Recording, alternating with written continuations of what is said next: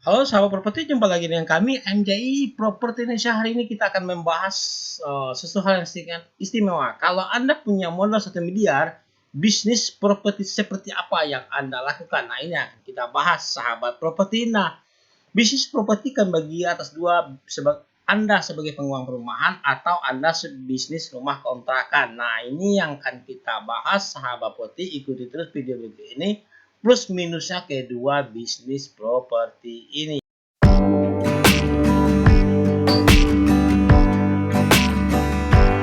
Halo sahabat properti, jumpa lagi dengan kami MJI Properti Indonesia. Hari ini kita akan coba mensampaikan kepada Anda bisnis properti dibagi dua sahabat properti. Anda sebagai pengembang perumahan alias developer, atau Anda sebagai pebisnis rumah kosan kontrakan. Maksudnya bisnis properti itu terbagi dua.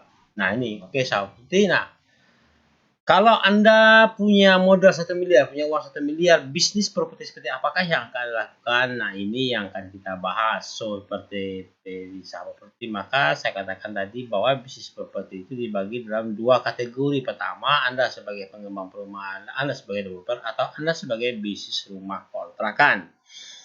Sebagai pengembang perumahan, maka Anda adalah sebagai developer. Kalau Anda sebagai Anda rumah kontrak-kontrakan juga termasuk pada bisnis properti. Nah, kedua-dua bisnis ini ada hal positif, ada negatif, dan ada kelemahan dan ada kekurangan.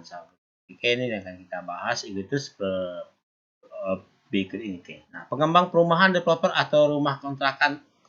Pengembang perumahan Anda sebagai developer atau rumah kontrakan kos-kosan, itu maksudnya. Nah, seperti yang Anda lihat di gambar ini rumah kontrakan yang kita sewain. Nah, ini adalah rumah developer yang bikin rumah untuk dijual.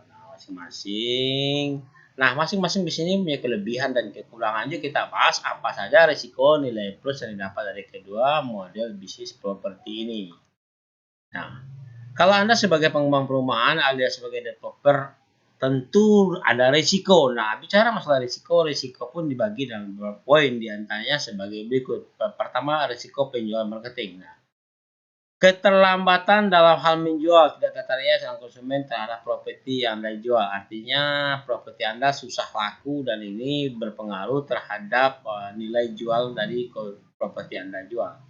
Oke, nah, tidak tertarik konsumen juga dibagi dalam beberapa hal. Sama properti diantaranya lokasi proyek tidak menjual, jauh dari mana-mana, tidak punya tim marketing handal, tidak memiliki desain. Jadi ada tiga sebab yang konsumen tidak tertarik dengan properti yang Anda tawarkan. Pertama, lokasinya mungkin saja jauh. Yang kedua, tidak punya tim marketing yang handal, tidak menarik, desainnya itu saja. Oke, selanjutnya adalah resiko dari segi keuangan. Risiko ini bagi adalah keuangan.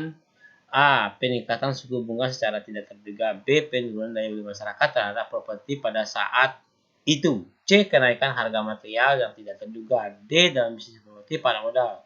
Modal yang dibutuhkan dari awal sangatlah besar. Nah, ini risiko dari segi keuangan. Oke, sahabat properti, karena bisnis properti adalah bisnis yang padat modal, maka salah satu yang paling ditakuti adalah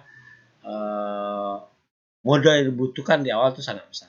Oke, yang ketiga adalah risiko dari segi teknis. Nah, seperti A. Masalah keamanan lokasi proyek Anda, pencurian material.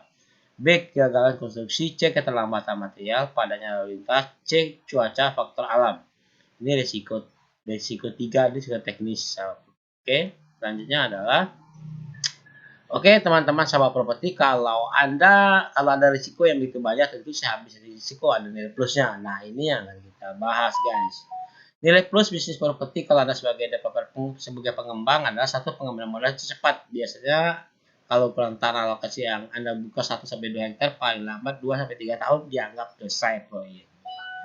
Yang kedua, maka dalam waktu 3 tahun modal Anda sudah balik terus keuntungan profit. Uniknya bisnis properti, cara menghitung profitnya keuntungan secara besar mudah saja. Contoh, kalau modal awal 2 miliar, maka keuntungan profit didapat biasanya juga kurang lebih 2 miliar. Ini udah pasti pesawat properti. Kalau modal awal 1 miliar biasanya untungnya 1 miliar. Kalau modal awal Anda 3 miliar biasanya untung profit 3 miliar. Nah, kelebihan daripada bisnis properti adalah pengembalian modal yang cepat. Biasanya kurun waktu tidak lama, hanya 2-3 tahun saja.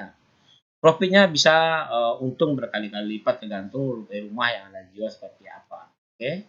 Nah, selanjutnya, sekarang kita masuk bisnis rumah kontrakan atau kos-kosan. Nah, rumah kontrakan di sisi risiko nyaris tidak ada sahabat properti, artinya tapi ada frekuensinya kecil. Contoh, risiko pembayaran sewa mungkin bisa saja terlambat. Risiko kedua, bisnis saja rumah kontrakan yang dapat tidak penyewanya.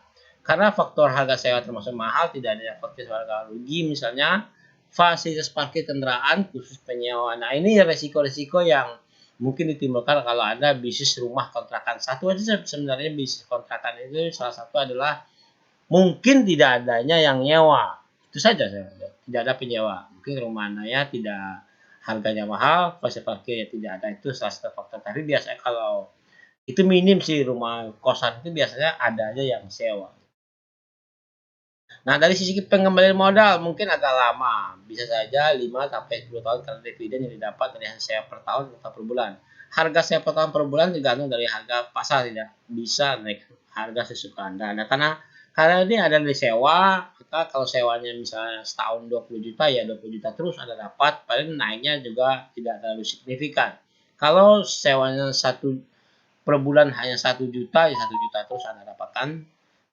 Artinya bisnis ini termasuk bisnis tipenya aman, nyaman, tidak ribet, semua orang bisa melakukan.